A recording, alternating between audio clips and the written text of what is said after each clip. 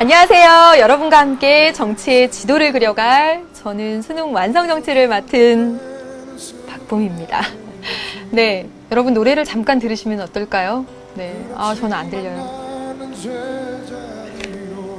안 어울리죠? 네, 이 노래는 임재범 씨가 부른 비상이라는 노래입니다. 여러분 세대에서 잘 알려나? 잘 모르죠. 선생님은 굉장히 좋아했었던 노래인데 임재범 씨가 나는 가수다 통해서 다시 한번 이렇게 좀 세상으로 나오면서 화제가 돼서 여러분도 알 수 있지 않을까 싶기도 한데요. 앞에 가사만 생각이 나네요. 누구나 한 번쯤은 자기만의 세계로 빠져들게 되는 순간이 있지. 그렇지만 나는 제자리를 찾지. 잘 기억이 안 나는데 이게 임재범 씨가 사실 가수 생활을 이렇게 쭉 그렇게 활동을 지속해 온 게 아니라 좀 이렇게 활동을 안 하고 숨어 지내고 아무튼 잠적? 뭐라고 해야 되죠? 은둔? 이렇게 지내다가 이렇게 이제 발표를 한 노래인데 자기의 실제 그런 상황과도 아마 이렇게 일치되는 부분이 많은 것 같기도 해요. 그런데 이 비상이라는 노래에 이렇게 그 감정을 실어서 부르니까 더더욱 와닿는 것도 있고 가사 자체도 굉장히 와닿는 것이 많습니다. 특히 여러분들이 들어보면 그런 감정들을 더 많이 느끼지 않을까 싶은데 언젠가 나도 비상하겠다 이런 거거든요. 그래서 오늘 비도 보슬보슬 진짜 비가 왕창 내렸을 때는 걱정되고 비를 즐기지 못했는데 비가 부슬부슬 오는 이런 날 이 노래 듣고 싶네요. 오늘 녹화 끝나고 나서는 한번 들어봐야 되겠습니다. 네, 아무튼 노래 임재범 씨가 부른 비상이라는 노래 여러분께 추천해 드렸고요. 이번 시간은 여러분 몇 페이지냐면 96페이지입니다. 96페이지로 이제 넘어와서 12번째 주제로 왔습니다. 반을 훌쩍 넘었고 3단원도 이제 중반으로 가고 있습니다. 12, 13, 14에 걸쳐서 이제 우리나라의 통치기구에 대해서 공부를 하게 됩니다. 우리나라의 통치기구 입법부, 특히 입법부, 행정부, 사법부, 헌법재판소 이렇게 배우게 될 텐데 그 가운데서도 입법부가 가장 출제가 많이 되고 그 다음에 외울 것도 그리고 어려운 부분도 사실은 굉장히 많습니다. 그런데 3단원이 어렵다고 하는 학생들이 굉장히 많은데 그 어렵다고 하는 것들은 앞에 헌법의 기본 원리 또 물론 어려울 수 있겠지만 기본권이 어렵다 그런 학생들은 많지가 않아요. 그런데 바로 여기 통치기구가 어렵다고 하는 학생들이 굉장히 많습니다. 조금 이따가 선생님이 입법 과정을 설명하면서 이야기를 하겠지만 사실 정말 미세한 부분 하나하나를 이렇게 바꿔가지고 여러분 함정에 빠뜨리는 문제들을 많이 내거든요. 예. 그래서 여기는 절대적으로 암기해야 되는 단원이구나. 아주 막 이렇게 세세하게 암기해야 되구나 이렇게 생각을 하기 때문에 어렵게 느껴지는 학생들이 많은데 사실은 이 부분은요 이해 먼저 하시고 그 다음에 암기입니다. 이해 안 된 상태에서 암기하기 때문에 어렵다고 얘기하는 겁니다. 그리고 얼마든지 여러분이 이해할 수 있게끔 선생님이 강의를 하고 있습니다. 반복해서 보시기를 부탁드리겠습니다. 네, 이번 시간에 이제 국회 입법부 들어가는데 어떤 내용들이 기본이 되고 또 포인트가 되는지 살펴보도록 하겠습니다. 이번 시간 다음 시간에 주인공은 국회입니다. 3단원 오면서 주인공이 세 번째 바뀌고 있습니다. 헌법이 주인공이었고 기본권이 주인공이었고 이제 국회가 주인공입니다. 국회를 주인공으로 놓고 어떤 사항이 아주 중요한지 확인해 봅시다. 여러분 보세요. 국회 관련해서 우리는 세 가지 공부하셔야 됩니다. 뭐냐? 국회의 지위와 권한, 그리고 국회의 조직과 운영, 그리고 이 입법부의 위기, 의회주의의 위기에 대해서입니다. 다시요. 국회의 지위와 권한, 그 다음에 조직과 운영, 그리고 위기 이렇게입니다. 자, 여러분 보시면 국회의 지위와 권한에서 다 앞입니다. 다 포인트예요. 다 날 수 있습니다. 실제로 보면 이 입법과 국정 통제와 관련해서는 개별적으로 출제된 문항들을 많이 찾을 수가 있어요. 자료 지금 프린트해서 갖고 계시죠? 그렇죠? 그러면서 동시에 이거 다 복합적으로 해서도 출제가 됩니다. 복합적으로. 국회의 권한을 가지고 다 뭉뚱그려서 또 나오고요. 또 하나는 국회만 나오는 것이 아니라 국회, 행정부, 사법부를 섞어서도 나옵니다. 그래서 어렵다고 아마 느껴질 거예요. 보시면 국회의 지위와 권한이라고 했습니다. 지위와 권한이라고 했는데 지위에 따른 권한이 있는 거예요. 맞죠? 제가 선생님이라는 지위를 갖고 있기 때문에 여러분의 주민등록부, 우리 반 학생들의 주민등록부를 볼 수가 있어요. 개인 정보를 볼 수가 있습니다. 그 지위가 있으니까 그런 권한을 갖는 거죠. 지위 4가지가 있고요. 그 지위 4가지에 따른 대응하는 권한들이 있습니다. 네. 그래서 입법 권한, 재정 권한, 국정 통제 권한, 그리고 국가기관 구성 권한, 4가지 권한이 있습니다. 다시요. 입법, 재정에 관한 권한, 그리고 국정 통제 권한, 국가기관 구성 권한. 큰 그림으로 생각하세요. 이번 시간의 주인공 국회입니다. 그러면서 첫 번째 지위와 권한입니다. 4가지 지위와 4가지 권한 가지고 있습니다. 입법, 재정, 국정 통제, 국가기관 구성 권한. 예, 아셔야 돼요. 4가지 다 중요합니다. 그 다음에 두 번째, 국회의 조직과 운영입니다. 국회는 어떻게 조직되어 있고 어떻게 운영되고 있는지. 조직을 볼게요. 국회의 조직, 본회의, 그리고 여러분 상임위원회와 교섭단체입니다. 선생님이 P라고 표시했지만 개별적으로 한 문항으로 나오기보다는 막 섞여서 나와요. 상임위원회, 교섭단체 둔 이유 다 국회 운영의 효율성을 위해서다라는 거 여러분 잘 알고 계시죠? 예, 완전 중요합니다. 그 다음에 단원제와 양원제 형식을 가지고 있는데 선생님이 베이스로 했습니다. 단독으로 출제되기보다는 지문 보기에서 이렇게 나오죠. 용어들이. 그리고 회의의 운영과 의사진행 원칙이다라고 했습니다. 임시회가 있고 정기국회가 있습니다. 그쵸? 그리고 회의 의사진행의 원칙, 회의 공개 원칙, 일사부재의 원칙, 회기 계속의 원칙. 무조건 알아둬야 되죠? 계속. 무조건 알아둬야 됩니다. 여기까지 내용. 국회의 지위와 권한. 4가지 지위, 4가지 권한. 입법, 재정, 국정통제, 국가기관 구성. 선생님은 알아요. 국회의 조직과 운영. 상임위원회, 교섭단체, 본회의. 그리고 회의 진행 원칙 3가지. 방금 봤죠? 예. 그리고 의회주의의 위기. 왜 이런 위기가 나타나는지 원인. 대책 중심으로 얼마나 많이 출제가 됐는지 모릅니다. 자료 한번 이렇게 뒤적여 보세요. 국회와 관련해서만 선생님이 자료 만들어 놓은 게 10장이 훨씬 넘죠? 거의 대부분 그렇습니다. 그렇죠? 예. 이제 베이직 앤 포인트 확인했습니다. 내가 어떤 거 공부해야 되는지, 어떤 거 중심으로 알아야 되는지 확인하셨죠? 이제 보겠습니다. 국회의 지위와 권한. 2장에 걸쳐서 이야기를 할 텐데요, 여러분. 여기가 지위고요. 지위에 상응하는 권한입니다. 예. 지위고 지위에 상응하는 권한입니다. 지금 보면 국회는 국민의 대표기관이죠. 국민이 뽑은 국회의원 299명으로 이루어진 국민의 대표기관입니다. 그러면서 국회는 입법기관이죠. 예. 예, 2개 더는 조금 이따 보겠습니다. 국민의 대표기관으로서 국민을 대표해서 이렇게 짝지었습니다. 꼭 이 기관이 이 지위를 갖기 때문에 이 권한이다라고 막 말하기는 그런데 하나씩 짝을 지었으니까 이렇게 해봤습니다. 여러분. 국가기관 구성 권한이 있습니다. 여러분 기억하셔야 됩니다. 국민의 대표기관으로서 국가기관을 구성할 수 있는 권한을 가지고 있어요. 그래서 지금 보시면 국무총리, 감사원장, 대법원장, 대법관, 헌법재판소장에 대한 임명동의권입니다. 자, 여러분, 임명동의권이에요. 동의 안 해주면 될 수가 없습니다. 예.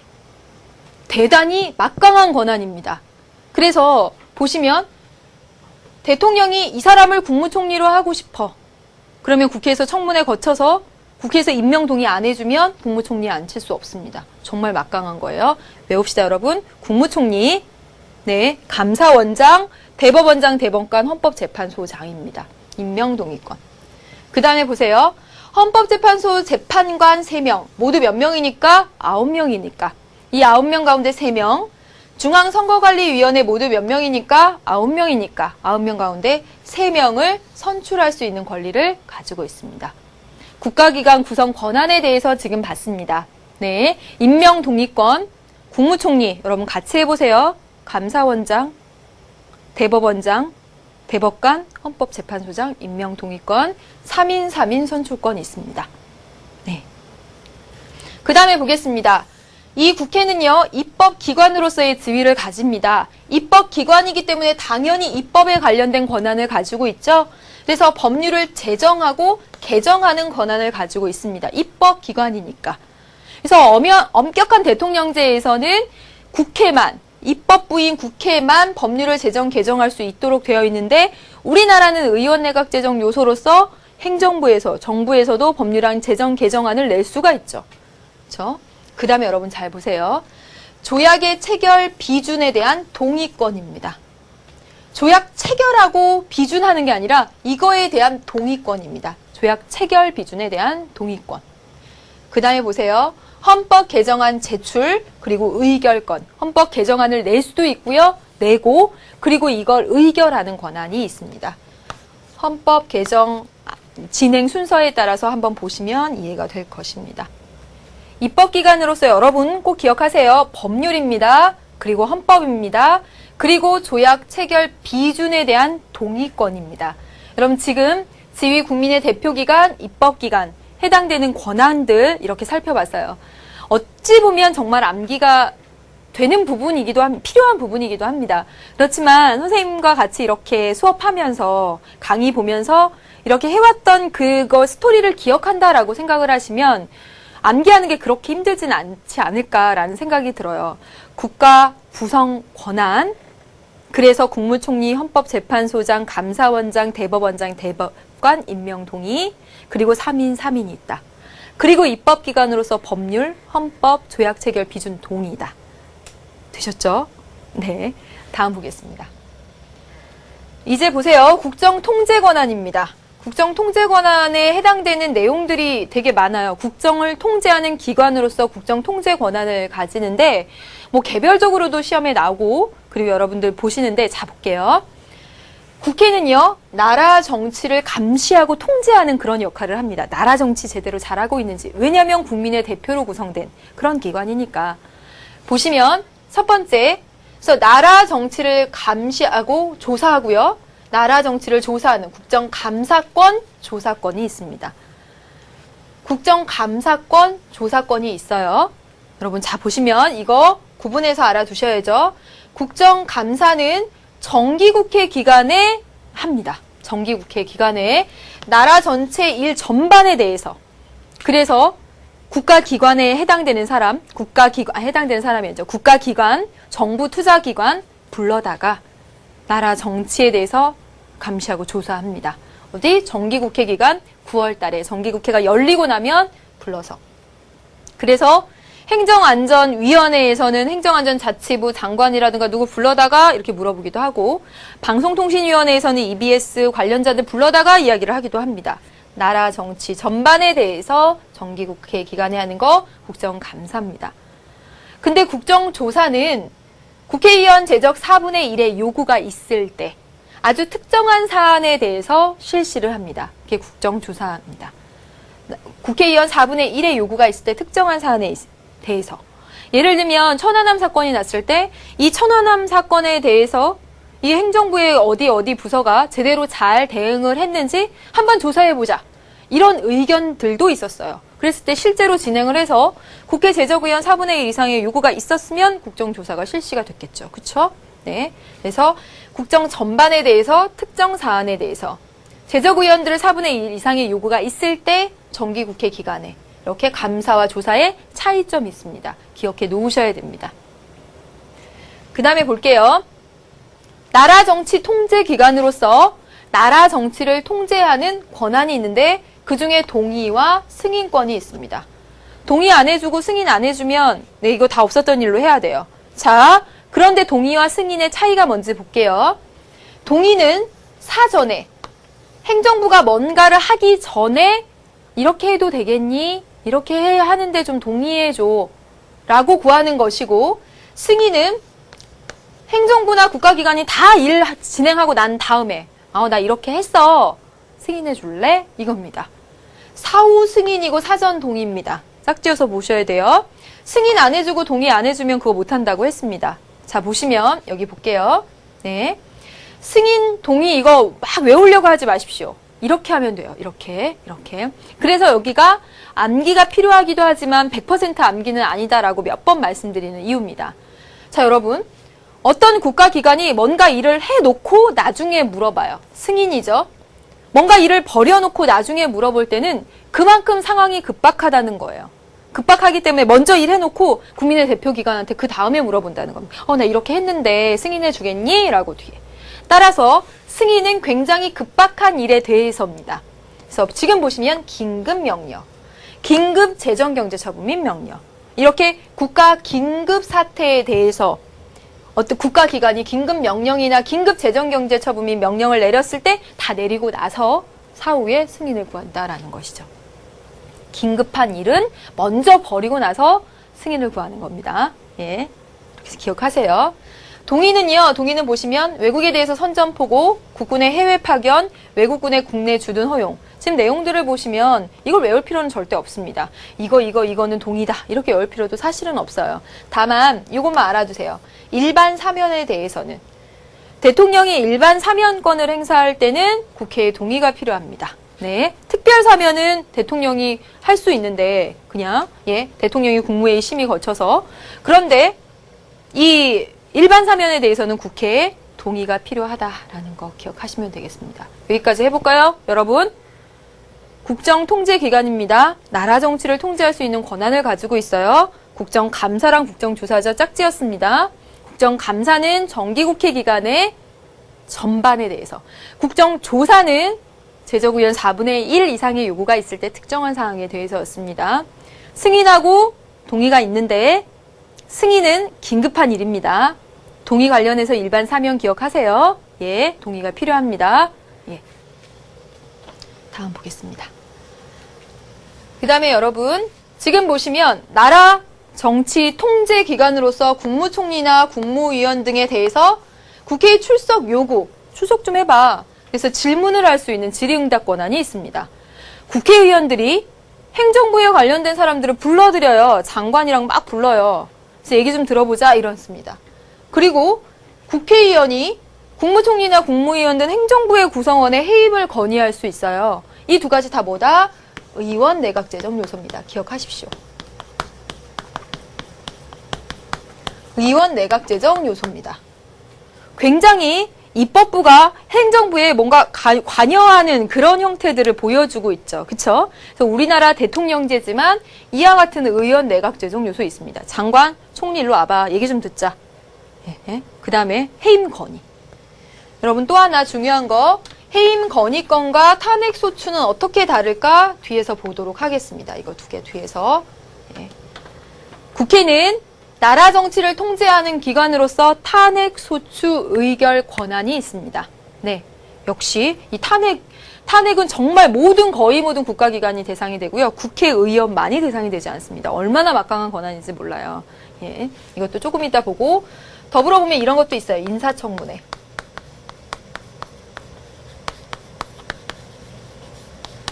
그래서 행정부에서 대통령이 누군가를 임명하려고 할 때 그 전에 국회에서 인사청문회를 거쳐서 저 사람 부적격하다 막 그런 것도 해치고 막 이러잖아요. 개인정보도 막 이렇게 그런 비리 그런 것도 파헤치고. 그래서 견제수단이 되는 거죠. 그쵸? 인사청문회 같은 것도 있습니다. 그 다음에 여러분 보시면 계엄 해제 요구권이라고 있죠?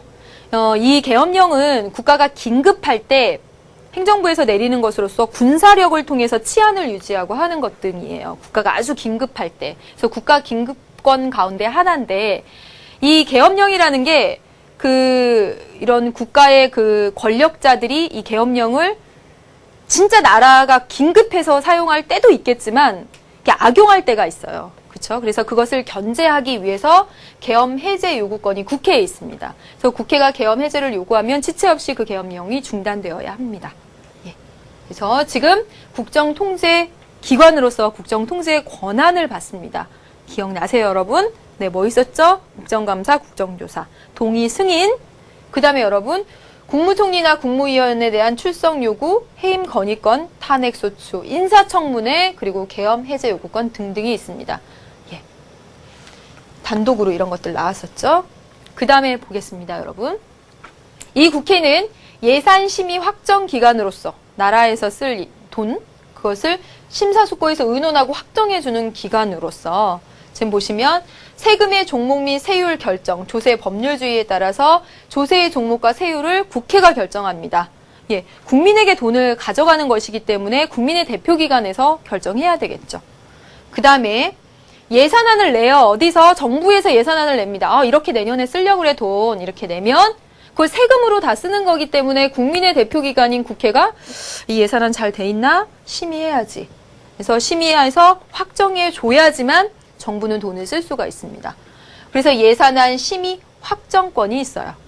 그 다음에 여러분 여기서 진짜 중요한 게 있습니다. 뭐냐면 결산 심사권입니다. 여러분 이거 돈 잘 들어가고 나가고 수입 지출 이거 결산이라고 하죠. 결산권은 행정부의 감사원이 합니다. 결산을 잘했는지 심사, 결산 심사입니다. 결산 심사. 그래서 어디 함정파면 진짜 이런 거 나오면 좀 그렇긴 한데 국회는 결산권이 있다. 예산안 결산 권한이 있다. 이러면 틀린 거예요. 결산 심사 권한이 있다. 이래야 맞습니다. 예, 아시겠죠, 여러분? 여기까지 해서 정말 중요한 국회의 지위와 권한에 대해서 지금 살펴봤습니다. 여러분 쭉 머릿속에 지도가 지금 그려져야 돼요. 어떻게? 4가지 지위, 4가지 권한. 네. 그래서 국가기관 구성 권한부터 봤고요. 그렇죠? 입법 권한, 그 다음에 국정감시 통제 권한, 그리고 예산의 재정에 대한 권한 이렇게 4가지 봤습니다. 네. 그 중에서 이제 또 세부적으로 들어가서 입법에 대한 권한이 많이 나오니까 그 부분들 좀 보도록 하겠습니다. 네. 여러분, 그 작년 수능이었던가요? 선생님이 작년인가 재작년 수능에 진짜 여기 입법 과정에 나오는 하나 숫자들을 바꿔가지고 여러분은 함정에 빠뜨렸습니다. 예. 정말. 예. 이 뭐 15일을 20일이라고 하고 10명을 5명이라고 하고 이런 식으로. 여러분 그러니까 이 입법 과정에 대해서는 정말 명확하게 다 알아두셔야 한다는 거예요. 어떤 내용이 시험에 나왔는지부터 해서 이 입법 과정을 다시 한번 보도록 하겠습니다. 예. 법률안, 재정 개정안을 국회의원 10인 이상 또는 정부가 제출할 수 있습니다. 여러분 10명 이상입니다. 시험에 나왔었습니다. 10명 이상이에요. 네. 그리고 정부도 제출할 수 있죠. 정부가 제출할 수 있다고 해서 우리는 이걸 뭐라고 합니까? 의원 내각제정 요소라고 하죠. 네. 원래 입법부와 행정부가 엄격하게 분립되어 있어야지 분립형, 권력 분립형이 대통령제의 모습인데 지금 법률안을 제출하는 것이 정부가 관여하고 있기 때문에 의원 내각제정 요소입니다. 아까도 의원 내각제정 요소 있었죠? 국무총리, 국무위원 해임 건의, 출석 요구 질의 응답권. 맞죠, 여러분? 예. 10인 이상입니다. 국회의장에게 제출합니다. 그럼 국회의장은 상임위원회에 회부하고요. 상임위원회에서 전문적인 심사를 합니다. 그렇죠? 효율성을 위해서라고 했습니다. 맞습니까, 여러분? 효율성입니다. 모든 법률안을 299명의 국회의원들이 다 모여서 막 꼼꼼하게 심의하기가 현실적으로 어렵다. 그래서 전문적인 상임위원회별로 해당되는 법률안을 먼저 심의합니다. 효율성을 위해서. 그리고 본회의에 붙이죠. 근데 본회의에 붙이는 이 사이에 법제사법위원회를 거칩니다. 그럼 법제사법위원회는 법률을 정말 법률답게 만들어줘서 글씨체가 아니죠. 예, 문구, 자구 이런 것들을 이렇게 바꿔가는, 자, 법률처럼, 법률 용어가 있잖아요, 여러분. 그렇게 바꾸는 그런 역할들을 합니다. 그래서 본회의에 붙이죠. 네. 그래서 본회의에서 통과가 되면 대통령에게 넘겨집니다. 자, 여러분 보시면 본회의에서 이게 법률안으로 통과되기 위해서는, 의결되기 위해서는 여러분 잘 보세요. 국회 제적의원 과반수 출석하고 출석한 국회의원의 과반수가 찬성해야지만 본회의에서 의결이 돼서 대통령에게 넘어간다라는 겁니다. 정족수, 이게 일반 의결 정족수입니다. 기억하셔야 되죠. 일반적인 거의 대부분의 사항은 이게 정족수입니다. 그래서 예산안 심의 확정할 때도 그렇습니다. 제적의원 과반수 출석, 출석의원 과반수 찬성입니다. 되셨죠, 여기? 우리 대통령에게 갑니다. 그럼 끝나느냐? 예, 그게 아니라 대통령에게는 국회를 견제할 수 있는 수단으로서 견제하는 수단으로서 거부권이 있습니다. 그렇죠. 거부권이 있습니다. 그래서 지금 이 15일 이내에 시험에 출제됐었습니다. 자, 여러분 어렵다고요? 자, 가만 생각해 보세요. 국회의원 10명 이상입니다. 기억하셔야 되겠죠? 그리고 보시면 대통령에게로 일단 넘어오면 법률안이 의결돼서 넘어오면 대통령은 15일 똑같습니다. 여기 15일 이내에 공포하거나 15일 이내에 돌려보내거나 당연히 이치상 그렇겠죠. 15일 이내에 공포하는데 15일 이내에 당연히 돌려보내 둘 중에 하나겠죠. 둘 다 15일입니다. 이치적으로 생각해 보세요. 그렇죠?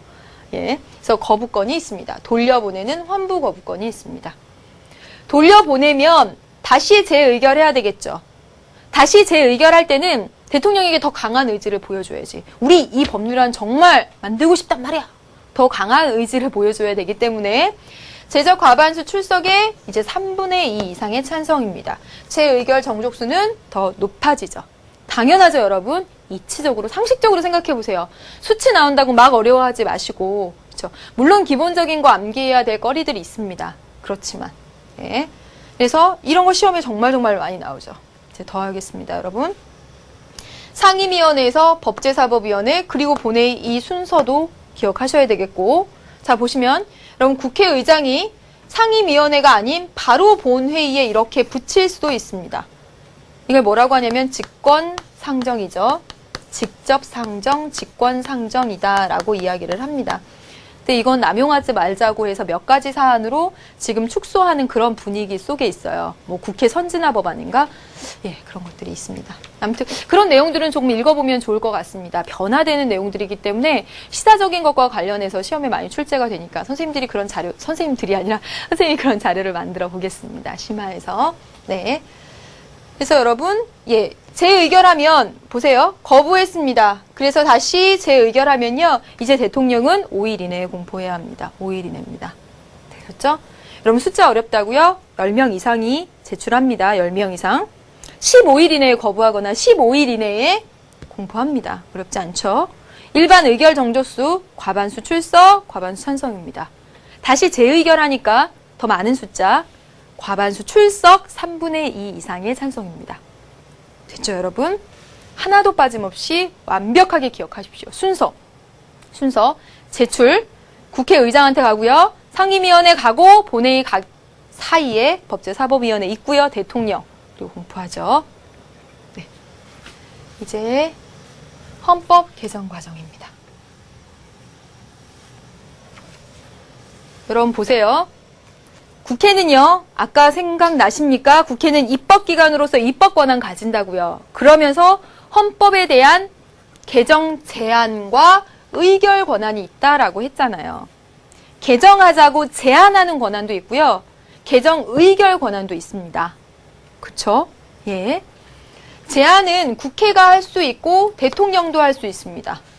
우리나라 국가의 대표 기관인 국회 또는 대통령이 할 수 있습니다. 예, 대통령도 할 수 있습니다. 제적 과반수가 제안할 때. 헌법은 조금 더 요건이 커집니다.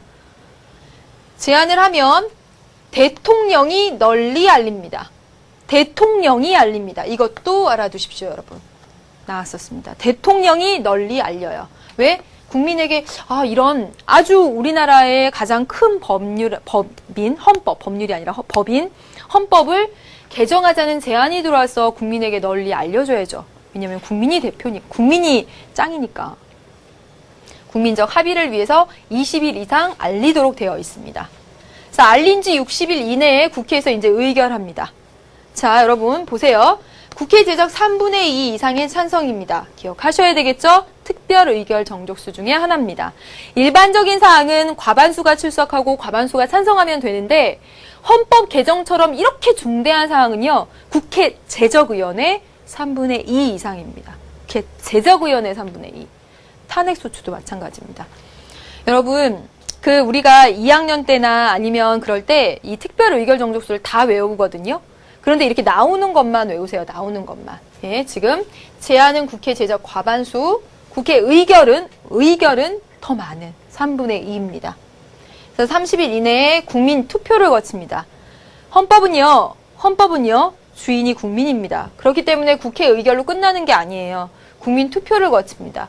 그래서 유권자 과반수의 투표와 투표한 사람의 과반수의 찬성을 통해서 그 즉시 대통령이 공포하고요. 거부권 없음으로 되어 있습니다. 거부권 없습니다. 네, 거부권 없습니다. 됐죠? 순서 기억하십니까? 제안. 누가요? 국회의원, 제적 과반수 또는 대통령이 제안합니다. 널리 알려야죠. 국민한테 이런 제안이 들어왔다고. 누가 공고한다고요? 대통령이요. 네. 그리고 국회에서 이제 의결하죠. 국회에서 먼저 몇 명이요? 제적 3분의 2 이상입니다. 제적 3분의 2입니다. 국회에서 했다고 끝나지 않는다고 했죠. 헌법의 주체는 국민입니다. 국민 투표를 거치고요. 즉시 공포합니다. 네. 여기까지 봤습니다. 네, 여러분. 이제 관련된 문제 한번 볼까요? 네. 99페이지 테마 1, 2번 문제입니다. 여러분 다 하셨던 거니까. 네. 이 그림은 더 자세하네요. 아까 그 그림은 선생님이 그린 거라. 보시면 국회의 법률안, 재정, 개정 절차를 나타낸 것이고요. 10인 이상 기억하시죠? 제출했습니다. 상임위원회, 이 사이에 법제사법위원회 거친다라고 했죠. 본회의, 대통령에게 갑니다. 예, 15일 이내에 공포하거나 15일 이내에 환부 거부합니다. 거부하면 다시 재의결해서 이제 5일 이내입니다. 그렇죠? 네, 보겠습니다. 1번, 법률안 거부권이라고 하는 것은 권력 분립의 원리를 실현할 수 있다. 여러분, 권력 분립은 입법부, 행정부, 사법부가 나누어져 있는 것과 동시에 서로 견제할 수 있는 제도들이 있는 거죠. 그렇죠? 거부권은 행정부가 입법부를 견제하는 대통령제의 대표적인 제도죠. 맞습니다. 법률안 제안에서 의원 내각제적 요소 찾을 수 있네요. 네, 어디? 네. 정부. 그렇죠? 법률안의 본회의 의결이 법률안의 확정이라고 말할 수 없다. 맞죠, 여러분? 왜요? 여기서 본회의에서 의결했어요. 그런데 대통령에게 보냈더니 대통령이 거부해버렸습니다. 확정된 게 아니죠. 그렇죠? 다시 또 거쳐야 되잖아요. 그래서 본회의의 의결이 이 법률이 확정된 것이라고 말하기는 어렵죠. 네, 맞습니다. 대통령은 4번입니다. 4번. 대통령은 거부권 행사를 통해서 법률안을 폐기할 수 있다. 대통령이 여기 다 의결돼서 왔는데 국민의 대표기관에서 다 의결해서 왔는데 대통령이 이거 별로야 폐기. 안 되고요. 우리나라는 돌려보내는 거부를 합니다. 돌려보내는 거부. 환부 거부입니다. 그래서 안 됩니다. 4번이 틀린 것입니다. 5번 볼까요? 상임위원회는 법률안의 본회의 상정 여부를 결정할 수 있다. 이건 기출도 됐었죠. 자, 여러분. 국회 상임위원회를 둔 이유는 국회 운영의 효율성을 위해서입니다. 그래서 상임위원회 전문적인 그 국회의원들이 이렇게 해당 사안에 대해서 전문적인 국회의원들이 모여서 그 법률안이 폐기할 수도 있습니다. 상임위원회에서 폐기될 수도 있어요. 예. 그래서 본회의 상정 여부를 결정할 수 있다. 여기서 폐기되면 본회의 안 가고 여기서 통과되면 본회의 가고 결정할 수 있는 거죠. 그렇죠? 네. 쉽지 않은 문제였습니다. 조금 깊숙이 갔죠? 다음에 또 볼게요. 아래에 닮은 꼴 문제입니다. 왜 발음이 잘 안 돼요? 똑같은 그림입니다. 똑같은 그림.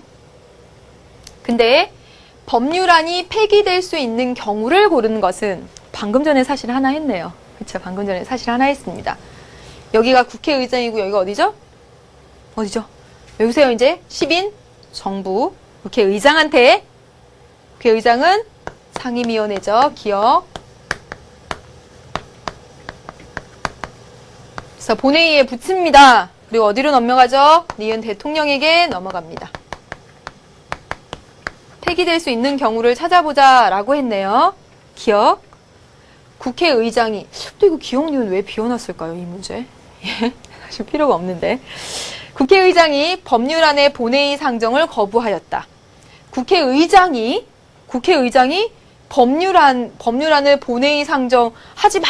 이렇게 한다고 해서 안 가는 게 아닙니다. 그런 권한은 없어요. 이런 건 있지만 국회의장이 상임위원회를 거치지 않고 본회의에 직접 상정, 직권 상정에 대한 권한은 있지만 해당 법률안을 본회의에 붙이지 마! 하는 권한은 없습니다. 다시 말하면 국회의장이 법률안을 폐기해버리거나 하는 권한은 없어요. 네. 아, 기억 이렇게 나오군요. 왜 했나 했네. 기억이 상임위원회가 법률안을 본회의에 상정하지 않기로 할 수도 있다. 거기서 폐기될 수도 있다. 맞습니다. 네, 필요가 했네요. 디귿, 본회의의 법률안 의결 결과 일반 의결 정족수에 미달하였다. 여러분, 일반 의결 정족수 뭐였는지 기억을 떠올려 봅시다. 일반적인 거의 대부분의 사항은 국회 제적의원 과반수가 출석하고 출석한 국회의원의 과반수가 찬성해야 된다는 게 일반 의결 정족수죠. 의결되기 위해 만족할 만한 숫자입니다. 그런데 그 숫자가 안 됐대. 그러면 의결 못 되는 거죠. 폐기되는 거죠. 맞습니다. 니은이 대통령이 이거 필요한데 왜 생각이 안 났던 거죠? 선생님 몇 번씩 풀었는데 대통령이 법률안의 이의를 제기하면서 환부 거부권을 행사했다. 거부권을 행사해서 다시 거쳐갖고 재의결돼서 갈 수도 있잖아요. 그쵸? 대통령이 거부권 행사한 자체를 폐기라고 볼 수는 없습니다. 그러니까 아니죠. 정답은 니은 디귿인가요? 그렇죠? 네. 이제 다음 보겠습니다. 여러분 이제 지금 탄핵에 대해서 조금 이야기를 하도록 하겠습니다. 그럼 탄핵이 어디 속했던 거죠? 탄핵. 어떤 권한? 국정 통제 권한이었죠. 그쵸? 자, 여러분. 여기 나와 있던 내용은 다 기출된 내용입니다. 다. 그냥 허투루 쓴 게 정말 단 한 개도 없습니다, 여러분. 그렇기 때문에 사실은 다 아셔야 돼요. 지금 정말 빠른 속도로 내용을 복습하면서 문제로 확인하고 있습니다. 문제 어느 것 하나 빼놓지 않고 하고 있어요. 예, 어떨 때는 막 속도를 내서 이렇게 하면서까지도요. 따라오십시오, 여러분. 네, 정치의 지도를 그려가고 있습니다. 보겠습니다. 탄핵 절차 볼게요. 탄핵을 하기 위해서는 국회가 탄핵 소추를 의결하는 게 먼저입니다. 국회의 탄핵 소추 의결이 있으면 탄핵 소추 의결이 되자마자 그 해당 국가기관은 권한이 정지됩니다.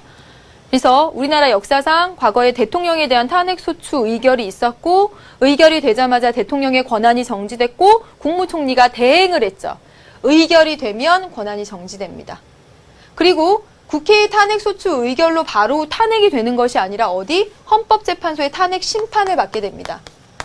탄핵 심판을 받아서 그래 탄핵하자라고 결정이 되면 그 직에서 파면되는 건 물론이거니와 민형사상 책임도 갖게 됩니다. 예. 여러분 어느 것 하나 안 나온 게 없었습니다. 탄핵 소추가 의결되면 권한이 정지되고요. 여기서 끝나는 것이 아니라 헌법재판소에서 탄핵 심판을 통해서 탄핵 결정이 되거나 또는 아니다라고 되면 바로 복귀를 하게 됩니다. 네. 그래서 공직에서 파면되거나 탄핵이다라고 결정이 나면 9명의 탄핵이 아니라 헌법재판소 재판관 가운데 6명 이상 찬성이 되면 탄핵 결정이 납니다. 네. 민형사상 책임도 지게 됩니다. 자, 여러분 지금 보세요. 탄핵 대상으로는요. 국회가 탄핵 소추할 수 있는 대상으로는 대통령과 법률이 정한 공무원 거의 대부분. 자, 보시면 국무총리도 탄핵 소추할 수 있고요. 국무위원, 장관들입니다. 그 다음에 행정각부의 장관. 우리나라 여기 일치하니까. 감사원장, 감사위원도 해당이 되네요. 헌법재판소 재판관, 법관, 선거관리위원회, 위원 등등 기타 법률이 정한 공무원 등. 국무총리, 국무위원, 행정각부의 장관, 감사원장, 감사위원, 헌법재판소 재판관, 법관, 선거관리위원회, 위원 등등등. 네, 대통령과 그 밖의 법률이 정한 공무원입니다. 예, 대통령과 그 밖의 법률이 정한 공무원. 탄핵 소추를 의결하기 위해서는 처음에 탄핵 소추하자라고 의견을 내는 제적 과반수가 의견을 냈을 때 이제 투표를 하게 되는 거죠. 예, 그래서 제적 3분의 2 이상이 찬성을 하게 되면 소추가 의결되는 거예요. 대통령에 있어서는 요건이 세죠. 과반수가 탄핵하자. 제적 3분의 2 이상이 찬성하면 의결이 되는 거고요. 기타 법률이 정한 공무원은 제적 3분의 1 이상이 이런 의견을 내는 거고요. 그리고 제적 과반수가 찬성하게 되면 탄핵 소추가 의결되고 헌법재판소로 넘어가게 됩니다. 네, 여러분 아시겠습니까? 지금 제적 과반수가 발의하고 3분의 2 이상이 찬성하는 대통령의 탄핵소추 의결, 제적 3분의 1 이상이 발의하고 제적 과반수가 찬성하는 법률이 기타, 그 밖에 법률이 정한 공무원에 대한 탄핵소추 의결입니다. 네, 보겠습니다. 이제 다음 볼게요. 여기도 역시 중요합니다. 심화이기도 하면서 여러분 반드시 꼭 알아둬야 될 것들인데, 지금 보시면 탄핵소추권이 있고요. 해임 건의권이 있습니다. 거의 비슷하죠. 사실 그렇게 느낌이 들지 않나요? 이 자리에서 물러나게 해줘 라는 게 탄핵소추고, 해임 건의도 그 자리에서 자르게 해줘, 그게 해임 건의잖아요. 근데 이건 구체적으로 들어가면 다릅니다. 어떻게 다르냐면, 봅시다 여러분. 탄핵소추는요, 직무상의 불법 행위입니다. 불법. 법률을 위반했을 때, 해당 공직자가 법률을 위반했을 때 제기할 수 있습니다. 법률 위반, 위법한 행위를 요건으로 해요. 그래서 우리가 알던 그 대통령에 대한 탄핵소추가 있었을 때는 그 대통령이 공직선거법을 위반했다라고 했었습니다. 그때 요건이. 요건. 따라서 법 위반을 요건으로 합니다. 근데 해임 건의권은요, 법률 위반이 아니에요. 걔 무능한데 정책 실패에 대한 정치적 책임입니다. 걔 무능해. 걔는 일 제대로 못하더라. 잘랐으면 좋겠어. 라는 겁니다. 법을 위반하거나 불법이거나 그런 것이 아니라 정책 실패에 대한, 무능함에 대한 어떤 정책 책임을 묻는 것입니다. 다르죠? 요건 다릅니다. 탄핵소추가 의결되면 아까 말씀드렸죠? 권한행사가 정지되고요. 헌법재판소의 탄핵 심판으로 가게 됩니다. 그런데 해임 건의는요, 쟤 무능해. 쟤 잘랐으면 좋겠어. 라는 국회의 행정부 또는 그런 국가기관에 대한 압력수단이에요. 안 잘라도 돼요. 해임 안 해도 됩니다. 대통령은. 예. 정치적 압력수단입니다. 다만, 이건 똑같아요. 이건 똑같습니다. 탄핵소추권이나 해임 건의권이 발동하기 위해서는 제적 3분의 1 이상이 의견을 내놓고요. 제적 과반수가 찬성하게 되면 됩니다. 되셨죠, 여러분? 지금 구체적으로 들어왔습니다. 여러분, 오늘 공부한 내용들을 한번 떠올려 보세요, 여러분. 예. 국회, 이제 들어왔어요. 국회 주인공이에요. 국회의 지위와 권한에 대해서 지금 하고 있는 겁니다. 4가지 권한 받죠? 그러면서 4가지 권한에서 속속들이 들어와서 입법과 헌법 받습니다. 그렇죠? 그리고 국정 통제 권한으로서 탄핵소추, 그리고 해임 건의권을 조금 더 구체적으로 봤습니다. 문제 한번 볼까요? 예. 여러분, 실전 4번입니다. 국회의 권한, 정말 사실을 암기하고 있느냐라는 거죠, 어쩌면. 근데 우린 다 할 수 있죠. 예. 보겠습니다. 입법에 관한 권한, 재정에 관한 권한 다 설명이 되어 있고요. 국정감시 통제 권한, 국가기관 구성 권한이네요. 보겠습니다. 탄핵소추권, 국정통제 권한 맞죠? 여지껏 했네요. 헌법재판소 재판관 3인 선출권, 국가기관 구성 권한 맞네. 계속했잖아요. 넘겨보겠습니다. 일반 사면 동의권, 네, 2번입니다. 예, 2번이요. 동의권입니다. 아까 동의, 승인권, 통제 권한이라고 했죠? 그쵸? 그 다음에 감사원장, 임명동의권. 맞죠? 기억나시죠, 여러분? 감사원장, 국무총리, 헌법재판소장. 네. 그 다음에 긴급명령 승인. 제가 승인 말씀드렸죠? 노래 부르려고 그러네. 네, 여기 보세요. 중앙선거관리위원장 임명동의권입니다. 정말 이거 정말 알기 너무 어렵죠. 그런데 우리 2단원에서 선생님이 그토록 강조했던 선관위를 배울 때, 선거관리위원회 배울 때, 선관위 배울 때 선거관리위원회 위원장은 뭐 한다? 계속 얘기했습니다. 호선한다 라고 말씀드렸죠? 상호간에 선출한다 라고 했습니다. 그 9명 모여서 상호간에 선출한다고요. 굉장히 많이 나왔었습니다. 작년에도 나오고요. 네, 그래서 이거 아니죠. 3번이 정답입니다. 국정감사조사권, 대표적인 국정감시 통제 권한이죠. 대법관 임명동의권 아까 했습니다. 국무총리 해임 건의권, 탄핵소추권 방금 봤잖아요. 국무총리 임명동의권 그렇네요. 그쵸? 예, 3번 정답입니다. 다음 글에 제시된 국회의 권한에 대한 설명으로 옳은 것은 그랬습니다. 권한 4가지 여러분 알고 계시죠? 이것은 정기국회 일 다음 날부터 정기국회 기간에 한답니다. 20일간 하도록 되어 있는데 대상 기관은 정부조직법 등에 의해서 국가, 기관, 지방자치단체, 정부투자기관 등등을 불러다가 이야기를 하고 있습니다. 이야기를 한다라는 겁니다. 여러분, 이거 뭡니까, 여러분? 정기국회 기간에 이렇게 국가 전반적으로 다 불러다가 해당 상임위원회는 관련된 보고 또는 서류를 관계기관 등에 제출하도록 요구할 수도 있고요. 증인, 감정인, 참고인 등의 출석을 요청하고 청문회도 열 수가 있답니다. 국정. 감사합니다. 기억, 입법기관으로서 지읍니까? 입법기관입니까? 이거? 국정감사는요? 국정통제기관으로서의 지위에 따른 권한이죠. 특정 국정사안, 특정한 사안입니까? 나라 정치 전반에 대한 국정 전반이었죠? 아닙니다. 의회가 국정 전반, 그렇지. 맞네요. 입법부가 행정부 견제하는 거죠? 국정 통제 권한이죠? 맞습니다. 한 문제 가보겠습니다. 다음과 같은 특징을 가지는 헌법기관. 보겠습니다. 의장단, 상임위원회, 교섭단체로 구성되고요. 국무총리, 국무위원회, 해임건의.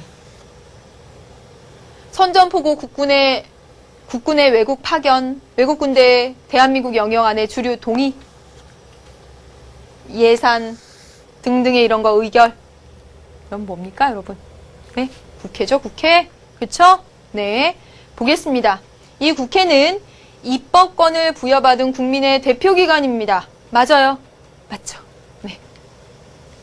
예산을 편성하고 집행하는 예산기관입니다. 이건 이거 진짜 고를 가능성 되게 컸죠? 여러분, 예산을 편성하고요. 예산을 집행하는 건 행정부가 합니다. 행정부가 해요. 집행해서 그 예산에 따라서 쓰는 거, 이런 건 행정부가 하는 거죠. 국회가 하는 거 아니죠? 틀렸습니다. 국정 감시하고 통제한다. 맞죠? 국정 감시 통제. 맞네요. 수동적인 국가작용.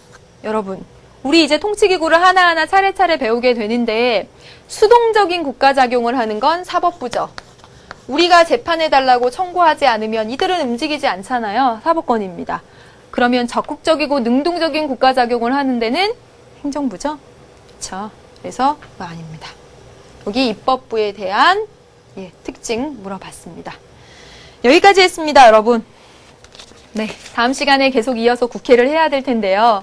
여러분 큰 그림 그리세요. 3단원입니다. 헌법 주인공으로 이야기하면서 헌법의 기본 원리 6가지와 그 6가지의 실현 방안 강조했습니다. 하나예요.